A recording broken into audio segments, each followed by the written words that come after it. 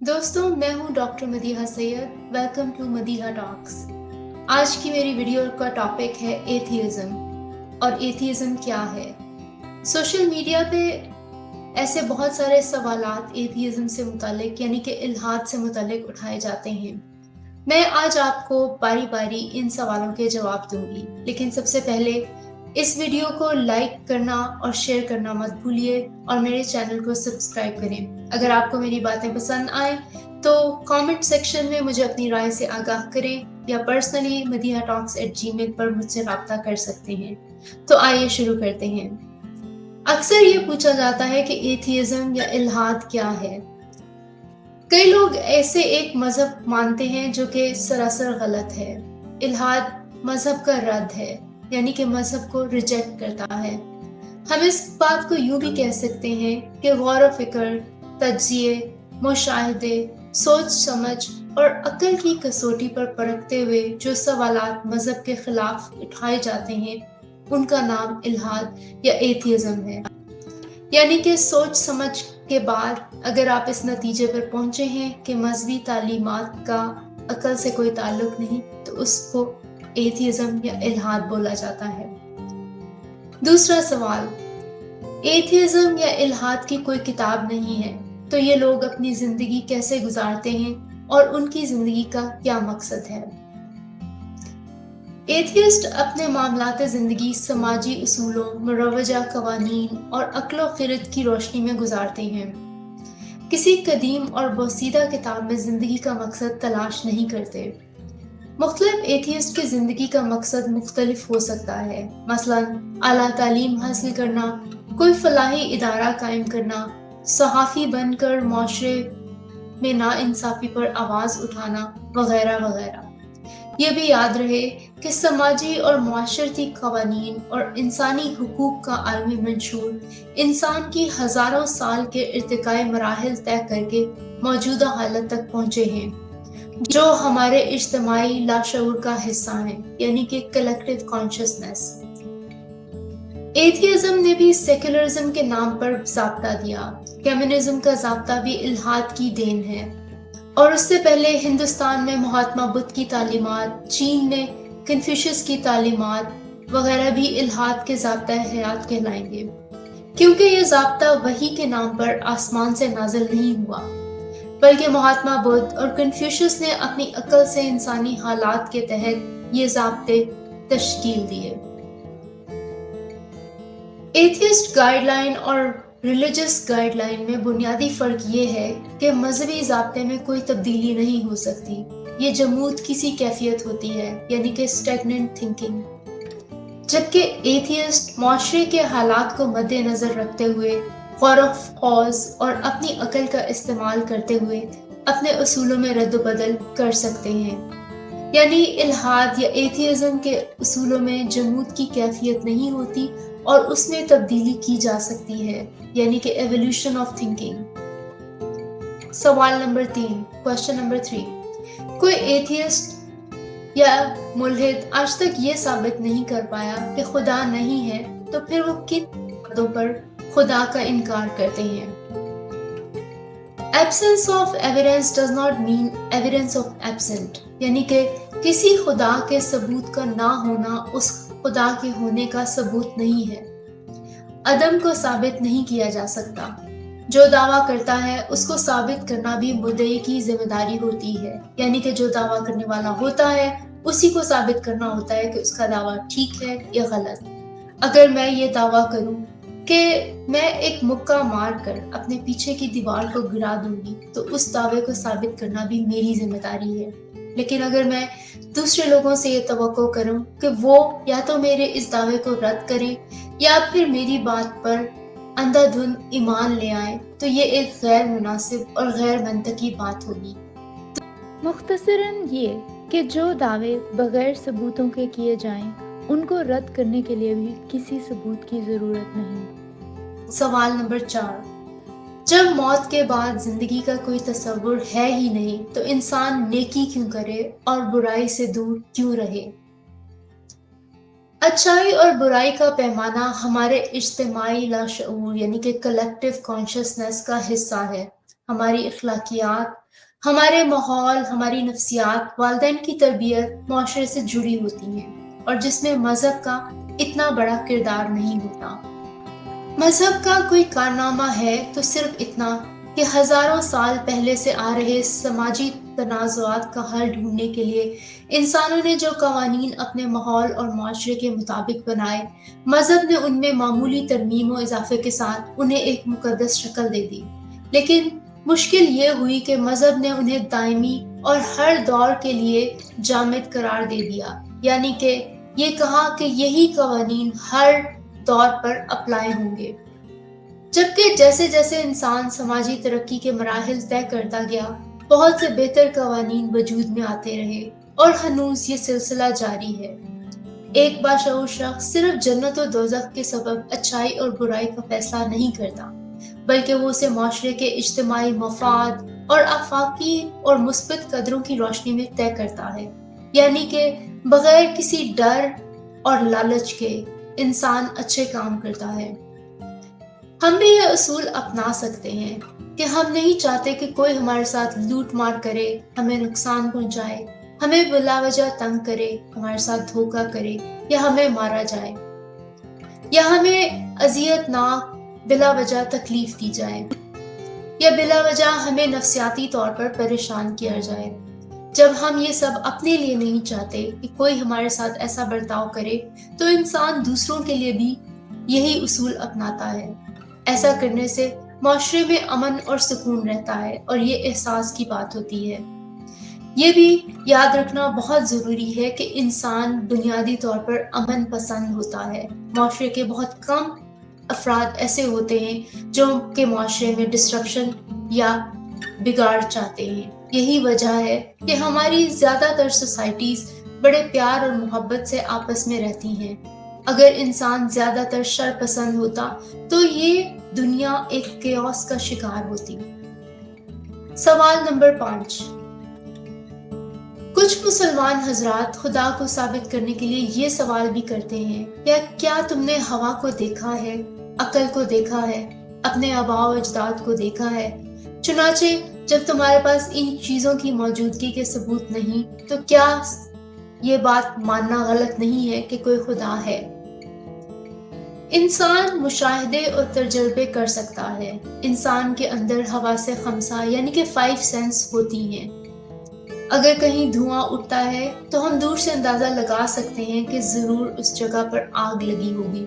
جب ہوا چلتی ہے تو اس کے نتیجے میں جو کچھ بھی ہم مشاہدہ کرتے ہیں یا جن چیزوں کا ہمیں احساس ہوتا ہے، جیسے کہ پتوں کا ہلنا یا پردوں کا ہلنا، تو ہماری 5 سینسز ہمیں یہ بتاتی ہیں کہ ہوا چل رہی ہے۔ ہمارے آباء و اجداد کی موجودگی کا بھی ثبوت قبروں کی شکل میں ہمارے پاس ہوتا ہے۔ عقل کی موجودگی عقل والے کام کرنے سے ظاہر ہوتی ہے۔ ان چیزوں کی موجودگی کو ہم قبول کرتے ہیں، اپنے مشاہدے اور تجربے کی روشنی میں ہم ان کو ٹیسٹ کرتے ہیں، نہ کہ ہم اندھا اعتقاد رکھتے ہیں ان چیزوں پر۔ سوال نمبر 6۔ کچھ مسلمان یہ سوال کرتے ہیں کہ اگر انسان کا ارتقاء بندروں سے ہوا ہے تو اب تک بندر کیوں ہے؟ وہ ارتقاء کر کے انسان کیوں نہیں بن گئے؟ ویسے یہ سوال ارتقاء یعنی کہ ایوولوشن سے متعلق ہے، جس کا ایتھیزم سے کوئی تعلق نہیں۔ ایتھیزم کا صرف مطلب یہ ہے کہ انسان کسی ایسے خدا پر بلیو نہیں کرتا اندھا دھند جس کا کوئی ثبوت نہیں ہے۔ ارتقاء سے متعلق سوالات کے جواب تلاش کرنے کے لیے آپ کو ایوولوشن کی بکس اٹھانی پڑیں گی یا بایولوجی پڑھنی پڑے گی۔ ہر انسان کو اپنے علم میں اضافہ کرنا چاہیے۔ سائنس ایک علیحدہ علم ہے، ایک علیحدہ سبجیکٹ ہے، اور یہ تصور بنیادی طور پر غلط ہے کہ سائنس کی کہی ہوئی ہر بات ایتھیسٹ یا ملحد کے ایمان کا حصہ ہے۔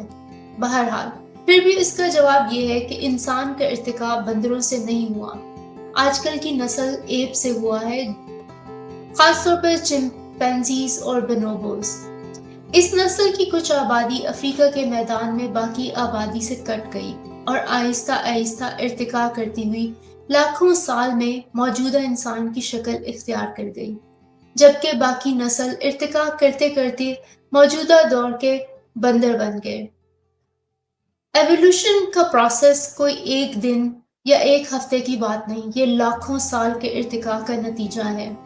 मुख्तलिफ जानवरों पर मुख्तलिफ एवोल्यूशनरी प्रेशर्स थे। लाखों करोड़ों सालों में ये बंदर किस तरह से इर्तिका पजीर होंगे, इसका दारोमदार इस बात पर होगा कि मुस्तकबिल में उन पर चुनाव के कैसे दबाव होंगे, यानी कि किस तरह के एवोल्यूशनरी प्रेशर्स होंगे। चूंकि इस बात की पेशन गोई नामुमकिन है कि लाखों साल बाद किसी भी जानवर की नस्ल पर किस किस्म के सिलेक्शन प्रेशर होंगे, इसलिए ये कहना नामुमकिन है कि आज से लाखों साल बाद ये बंदर किस किस्म के जानवर होंगे। ये बात अलबत्ता कही जा सकती है कि वक्त के साथ साथ उनकी हैयत बदलती रहेगी। मुख्तसरन ये कि एथियज़म, दहरियत या इल्हाद को साबित करने के लिए आपको साइंस को गलत साबित करने की बजाय खुदा के वजूद का कोई सबूत फराहम करना होगा। कुछ साल पहले कोविड-19 का पैंडेमिक आया और हमने देखा कि किस तरह कोविड-19 का वायरस म्यूटेट करता हुआ मुख्तलिफ शक्लें इख्तियार करता रहा। उसकी वजह यही थी कि वायरस पे एवोल्यूशनरी प्रेशर था कि वायरस ने उस एनवायरनमेंट में सरवाइव करना है, इसलिए वायरस अपनी शक्लें तेजी से बदलता रहा। अगरचे ये तब्दीलियां माइक्रोस्कोपिक थीं, लेकिन आप इससे ये अंदाजा कर सकते हैं कि छोटी छोटी चेंजेस से मिलकर ही बड़ी बड़ी चेंजेस होती हैं। इससे अंदाजा किया जा सकता है कि एवोल्यूशन हमारे सामने भी हो रही है अगर हम थोड़ा सा गौर करें। सवाल नंबर 7, कुछ लोग ये भी सवाल करते हैं कि साइंस आज तक एक मच्छर नहीं बना सकी, कायनात या इंसान क्या खाक बनाएगी। इंसान ने क्लोनिंग के जरिए मच्छर, मक्खी से कहीं बड़े जानदार यानी कि भेड़ वगैरह इंसान के सामने बनाकर दिखा दिए हैं। क्या खुदा इंसानों के सामने किसी और इंसान को बनाकर दिखा सकता है? जब मक्खी और मच्छर की जरूरत पेश आएगी तो वो भी बना लिए जाएंगे। सवाल नंबर 8, ये भी सवाल किया जाता है कि साइंस के पास हर सवाल का जवाब मौजूद नहीं है, जबकि मजहब के पास हर सवाल का जवाब मौजूद है। आपकी ये बात बजा है कि साइंस के पास हर सवाल का जवाब मौजूद नहीं है, लेकिन साइंस ने कभी इसका दावा भी नहीं किया। इंसान के पास इस कायनात की असल मालूमात नहीं थी और इंसानी दिमाग बुनियादी तौर पर मुतजस्सिस है, यानी कि क्यूरियस है, सवालात के जवाबात ढूंढने की कोशिश करता रहता है। मजहब ने इसकी इस कमजोर नफ्स पर हाथ रखा और उसे कुछ मालूमात दे दी, लेकिन अफसोस कि इनमें बेशतर मालूमात गलत साबित हो चुकी हैं। साइंस अभी एक बच्चा है जो कायनात की असल मालूमात खुद से तजर्बे और मुशाहिदे के जरिए हासिल करना चाहती है, और ये एक तवील अमल है। मजहब की तरह नहीं कि हर बात का बगैर सोचे समझे जवाब दे दिया जाए और अक्ल को एक तरफ रख दिया जाए। सवाल नंबर 9, कुछ एग्नोस्टिक ये सवाल करते हैं कि जब साइंस के पास हर चीज का इल्म नहीं है तो खुदा की मौजूदगी का इम्कान भी हतमी तौर पर रद्द नहीं किया जा सकता। क्या पता मुस्तकबिल में साइंस भी खुदा की मौजूदगी को साबित कर दे। इस दलील के जवाब में ये कहा जा सकता है क्योंकि साइंस के पास हर चीज का इल्म नहीं है तो मुमकिन है कि मुस्तकबिल में Santa Claus, Superman, Spiderman, Doraemon और दीगर इंसानों के फर्जी किरदार या फिक्शनल कैरेक्टर्स का वजूद भी साबित हो जाए। कल रात मैंने देखा कि आसमान से आईफोन्स की बरसात हो रही थी और इस तस्वर को सिर्फ इसलिए रद्द नहीं किया जा सकता कि क्या पता मुस्तकबिल में साइंस मेरे इस तस्वर को तस्लीम कर ले। सवाल नंबर 10, अगर खुदा नहीं है तो इंसानों की अक्सरियत खुदा पर यकीन क्यों रखती है? सच्चाई को साबित करने के लिए अक्सरियत की नहीं बल्कि सबूतों की जरूरत होती है। पहले एक वक्त ऐसा भी गुजरा है जब एक शख्स निकोलस कोपरनिकस ने एक किताब लिखी और उसको दुनिया की एक हकीकत बताई कि सूरज जमीन के गिर्द नहीं बल्कि जमीन सूरज के गिर्द चक्कर लगाती है, और इसके अलावा दीगर बहुत सारे सैयारे भी सूरज के गिर्द घूमते हैं, यानी कि हीलियोसेंट्रिक थ्योरी। इस शख्स के बाद भी ब्रूनो और गैलीलियो आए और ये लोग بالکل تنہا تھے، پوری دنیا ایک طرف اور اپنے زمانے میں یہ لوگ تنہا ایک طرف ہوتے تھے۔ ان کے خلاف کیتھولک چرچ اور دیگر مذاہب کے لوگ، پوری دنیا کے عوام و خواص شامل تھے جو ان کے خلاف تھے، اور ان کو ہیریٹکس بولا جاتا تھا یا ان کو ایتھیسٹ کہہ کر دنیا میں بدنام اور رسوا کیا جاتا تھا۔ مگر یہ اکثریت مل کر بھی سورج کو زمین کے گرد گھمانے سے قاصر رہی۔ چنانچہ اس طرح دنیا کی اکثریت بھی اللہ یا خدا کو ماننے کے باوجود آج تک خدا کو ثابت نہیں کر پائی، اور اس رزم گاہ میں ملحدین بالکل نکولس کوپرنیکس، برونو اور گیلیلیو کی طرح ایک طرف اکیلے کھڑے ہیں اور دوسری طرف پوری دنیا کے مذاہب اور عوام و خواص شامل ہیں۔ لیکن اس سے کوئی فرق نہیں پڑتا۔ ایک جھوٹ کو اگر 100 لوگ بولیں گے تو وہ سچ نہیں ہو جائے گا، نہ ہی سچ بولنے والے کسی ایک شخص کو جھوٹا قرار دیا جا سکتا ہے۔ سوال نمبر 11، ملحد حضرات اسلام ہی کو ٹارگٹ کیوں کرتے ہیں؟ یہ سوال لا علمی کا اظہار کرتا ہے۔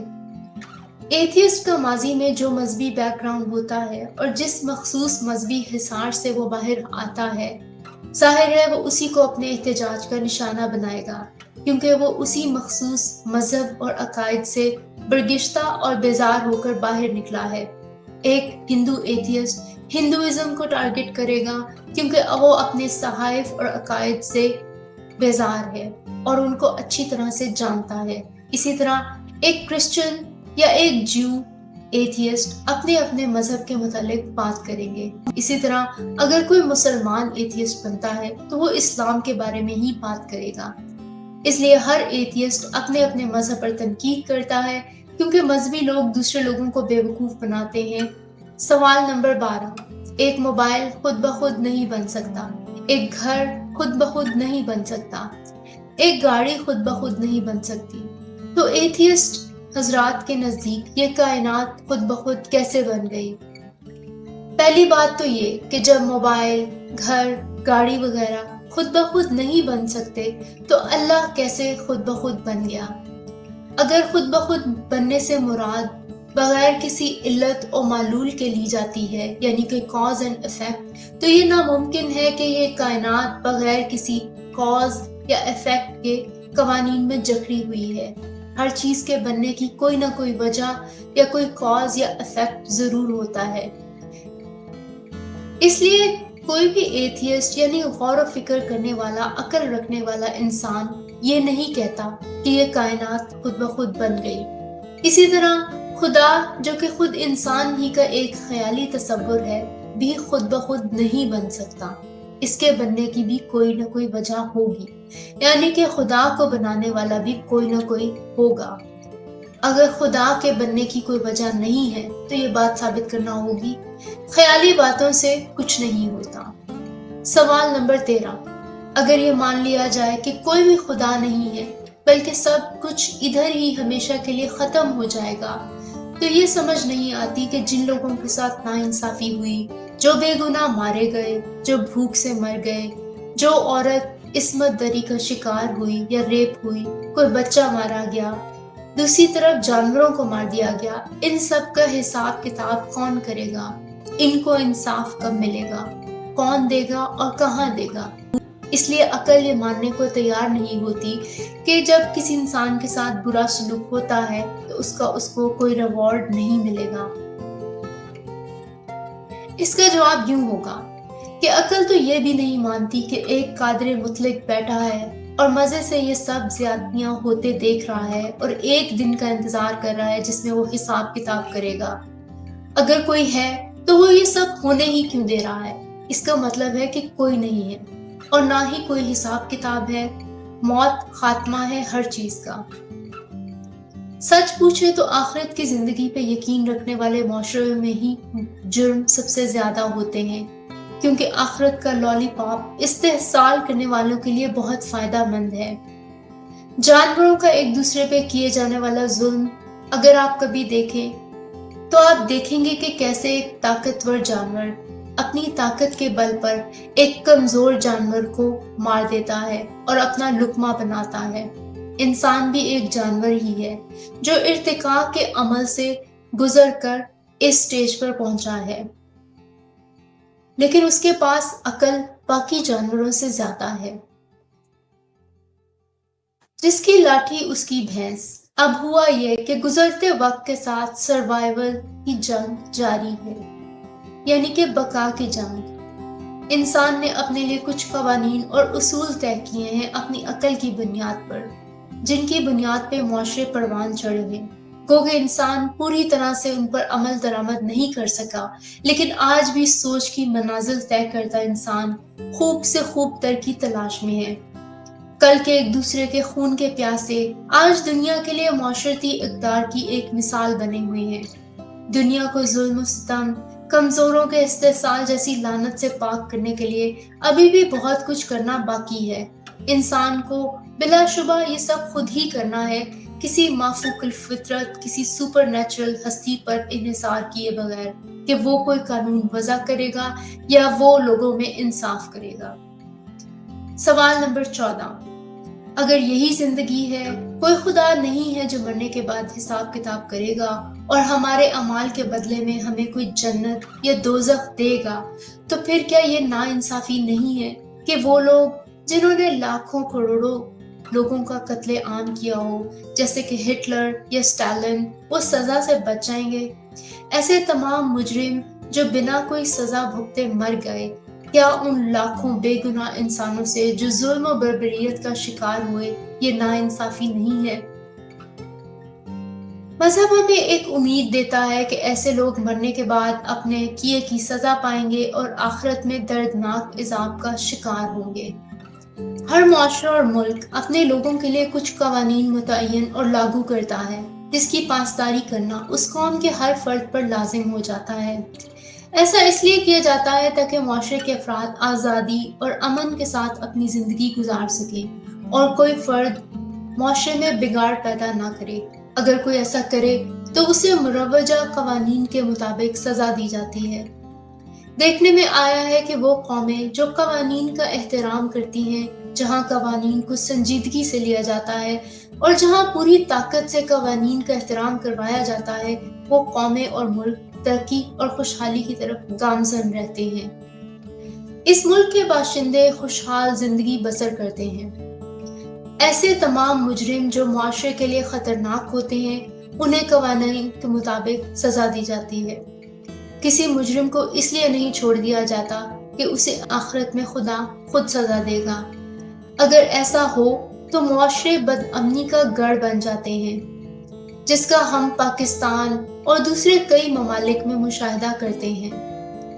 ایک قاتل کو ہم موت کی سزا دیتے ہیں، کیا اس سے بڑی اور کوئی سزا ہو سکتی ہے کہ آپ کسی سے اس کا جینے کا حق چھین لیں؟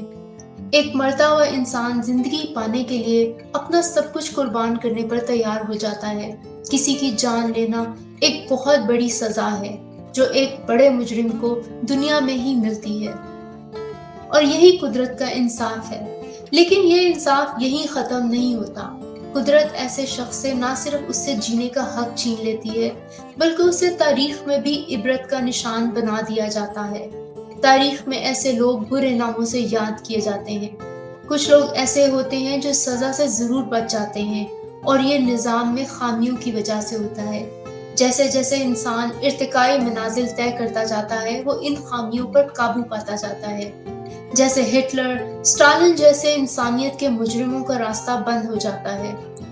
اسامہ بن لادن، خمینی، نیرو، چنگیز خان، عدی امین جیسے لوگوں کو لوگ اچھے الفاظ میں یاد نہیں کرتے۔ یہ کہنا کہ مذہب ایسے لوگوں سے انصاف کرتا ہے غلط ہے۔ اسلام کہتا ہے کہ کوئی شخص سچے دل سے اللہ کے حضور توبہ کر لے تو اس کے سارے گناہ معاف ہو جاتے ہیں، چاہے وہ گناہ جرائم سمندروں سے بڑھ کر ہی کیوں نہ ہو۔ اس کا مطلب تو یہ ہوا کہ جیزس کو اپنا سیویئر مان کر اگر کوئی عیسائی سچے دل سے توبہ کر لے تو اس کے تمام گناہ معاف ہو جائیں گے۔ اگر ہٹلر لاکھوں لوگوں کا خون کرنے کے بعد سچے دل سے توبہ کر لے تو ہٹلر بھی جنت میں آپ کے ساتھ جام نوش کر رہا ہوگا اور حوروں کے مزے لے رہا ہوگا۔ یہ کیسا انصاف ہے کہ توبہ آپ کو ہر طرح کے جرائم اور گناہوں سے پاک کر دے، مزید یہ کہ قدرت ان قوانین پر نہیں چلتی جن قوانین کی کسوٹی پر آپ انسانوں کے عمل کو پرکھ رہے ہیں۔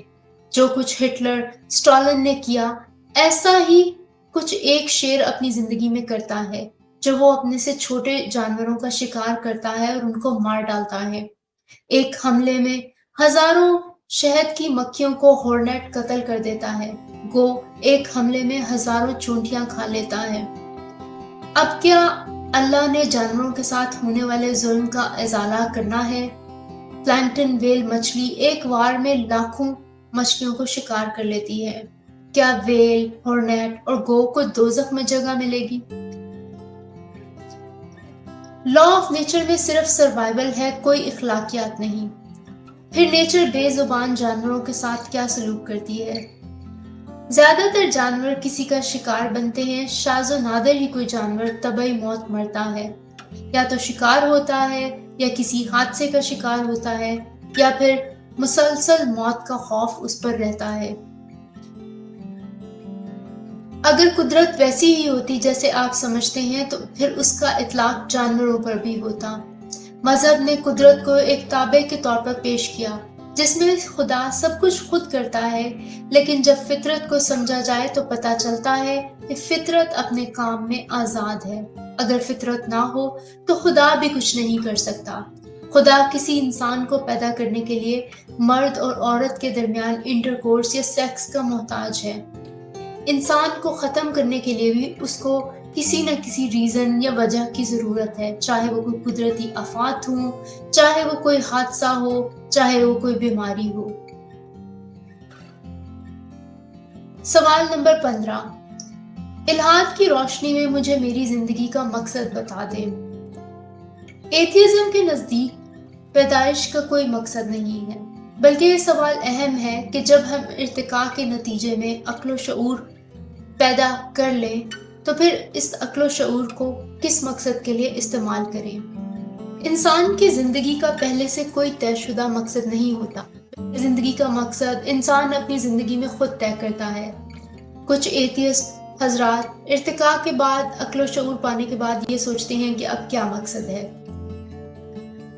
کچھ لوگوں کا مقصد انسانی زندگی کو زیادہ محفوظ کرنا، کچھ کا مقصد زمین کے تمام انسانوں میں معاشی ناہمواری کو ختم کر کے ایکوالٹی، مساوات اور اخوت کو قائم کرنا، کچھ کے نزدیک جنگ و جدل اور نفرت اور قتل کو ختم کرنا، کچھ کے نزدیک ہر قسم کے جرم کو ختم کرنا، آزادی اظہار، اختیار اور ہر انسان کی نجی زندگی میں عدم مداخلت کو یقینی بنانا، آنے والی نسلوں کو پہلے سے زیادہ خوشحال رکھنا، یا ہر ممکن طریقے سے جدید تعلیم کو فروغ کرنا بھی ہو سکتا ہے۔ ہم سب انسان ہیں، انسانیت کی بہتری کے لیے ہمیں مثبت سوچنا چاہیے۔ ایتھیسٹ اس طرح سے سوچتے ہیں کیونکہ مذہب اور خدا ان کا مسئلہ نہیں ہے۔